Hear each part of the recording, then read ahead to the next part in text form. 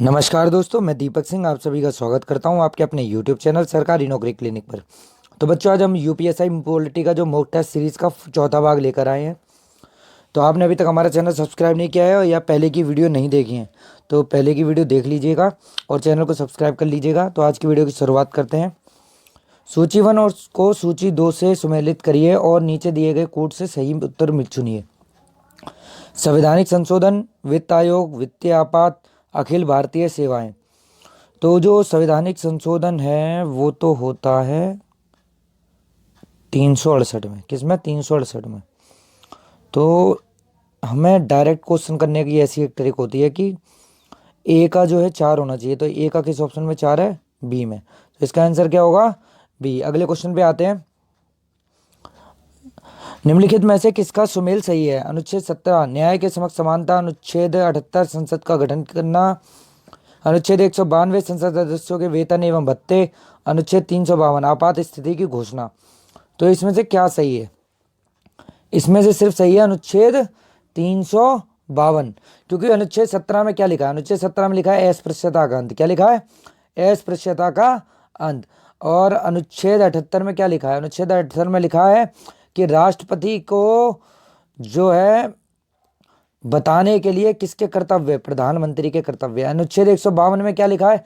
राज्य विधानमंडल के सदस्यों की निर्भरता जो होती है उससे संबंधित है अनुच्छेद 152। 352 में क्या लिखा है? आपात स्थिति की घोषणा लिखी हुई है। अगले क्वेश्चन पे आते हैं। कोयलो केस भारत के संविधान की किस अनुसूची से संबंधित था? 7वीं, 8वीं, 9वीं या 10वीं? तो ये किससे संबंधित था? 9वीं से। किससे? 9वीं से। केस क्या था? ये केस था आई आर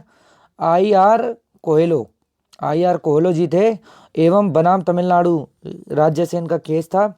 और इन्हीं के लिए जो है प्रथम संविधान संशोधन हुआ था।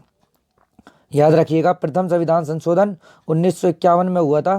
प्रथम संविधान संशोधन 1951 में हुआ था। कब हुआ था? 1951 में हुआ था। और इस अनुसूची में जिस भी चीज को रखा जाता है वो न्यायिक समीक्षा के क्या होती है? अंतर्गत नहीं आती है। तो अगले क्वेश्चन पर आते हैं। भारत के संविधान की किस अनुसूची के अधीन जनजातीय भूमि का खनन के लिए निजी पक्षकारों को अंतरण अकृत और शून्य घोषित किया जा सकता है? 3री अनुसूची, 5वीं अनुसूची, 9वीं अनुसूची या 12वीं अनुसूची? तो किसके इसमें आएगा? 5वीं अनुसूची। क्यों? 5वीं अनुसूची में क्या है? जमीन को पट्टे पर देना। क्या है? पट्टे पर देना। पहले जमीन क्या होती थी? पट्टे पर दी जाती थी। पट्टे पर देने के बारे में कहा गया है इसमें। भूमि सुधार के विषयों के अंतर्गत है संघ सूची, संवर्ती सूची, राज्य सूची या इनमें से कोई नहीं? तो क्या आएगा? राज्य सूची। क्या आएगा? राज्य सूची। विवाह, विवाह विच्छेद और गोद लेना संविधान की 7वीं अनुसूची में निम्नलिखित के अंतर्गत है? सूची 3 संवर्ती सूची में। सूची 3 संवर्ती सूची में है ये तो टॉपिक। विवाह, विवाह विच्छेद। सरकार द्वारा शुल्क एवं कर लगाने का अधिकार, सारे कर। मैंने ये आपको ट्रिक बताई थी उसमें अनुसूची वाले में, आप देखिएगा। तो ये किस में आएगा? 7वीं अनुसूची में। किस में आएगा? 7वीं अनुसूची में। मेरा क्विक रिवीजन वाला देखिएगा, यूपीएसआई पॉलिटी वाला, आपको प्लेलिस्ट मिल जाएगी उसमें। भारतीय गणराज्य के संविधान का कौन सा अनुच्छेद व्यक्ति की प्राण एवं दैहिक स्वतंत्रता, प्राण एवं दैहिक स्वतंत्रता अनुच्छेद आप मेरे पढ़िएगा, मैंने सभी इंपोर्टेंट अनुच्छेद में ये वाला अनुच्छेद पढ़ाया था। निम्नलिखित में से कौन संविधान के अनुच्छेद 21 के दायरे में नहीं आता है? क्या नहीं आता है?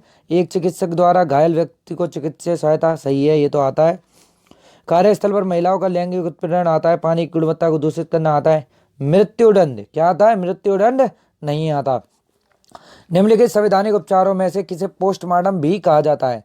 प्रतिषेध, परमादेश, उत्प्रेषण, अधिकार प्रस्ताव, उपयुक्त में से कोई नहीं? तो भैया इसमें तो आएगा उत्प्रेषण भी होता है पोस्टमार्टम और अधिकार प्रस्ताव भी होता है। तो क्या आंसर इसका सही? ई। उपयुक्त में से कोई नहीं है, उपयुक्त में से एक से अधिक। क्योंकि जो होता है व्यक्तिगत स्वतंत्रता के अधिकार के लिए निम्नलिखित में से कौन सी रीट याचिका दायर की जाती है? मैंडमस, को वारंटो, हैबियस कॉपर्स या साटोरेसी? तो क्या दायर की जाती है? Habeas corpus. क्या दायर की जाती है? Habeas corpus. इसको हिंदी में बोलते हैं बंदी प्रत्यक्षीकरण। क्या बोलते हैं?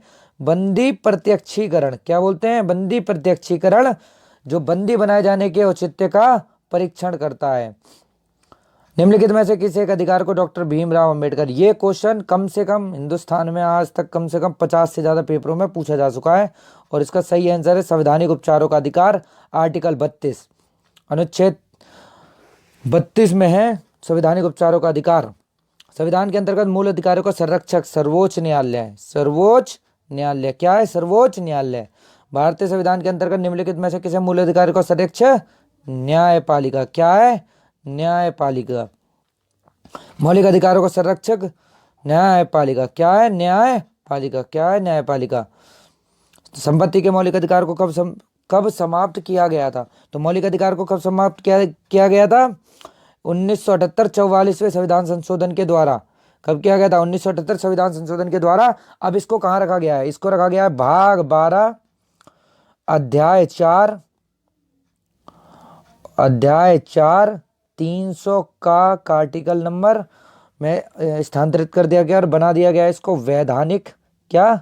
वैधानिक। क्या बना दिया गया है? वैधानिक, विधिक या कानूनी, जो भी आप कह सको, उसको अधिकार बना दिया गया है। निम्नलिखित में से किसको द्वारा संपत्ति के मूल अधिकार को, मैंने अभी आपको बताया था 44। कौन सा? 44। तो आंसर क्या होगा इसका? सी। क्या होगा? सी। निम्नलिखित में से कौन सा पंचायत के गठन? पंचायत का गठन अनुच्छेद 40 मैंने आपको बताया था। आप देखिएगा एक बार। भारत में निम्नलिखित में से किसके अंतर्गत पंचायती राज प्रणाली की व्यवस्था की गई है? डीपीएसपी। पंचायती राज व्यवस्था, DPSP, directive principle of state policy, राज्य के नीति निर्देशक तत्व। समान कार्य के लिए समान वेतन, बहुत सारे पेपरों में क्वेश्चन पूछा गया है। राज्य के नीति निर्देशक तत्व में आता है ये। निम्नलिखित में से कौन एक मौलिक अधिकार नहीं है? समाज के उत्पीड़न के खिलाफ अधिकार, समान काम के लिए समान वेतन। क्या? ये मैंने अभी आपको बताया था ऊपर वाले क्वेश्चन में।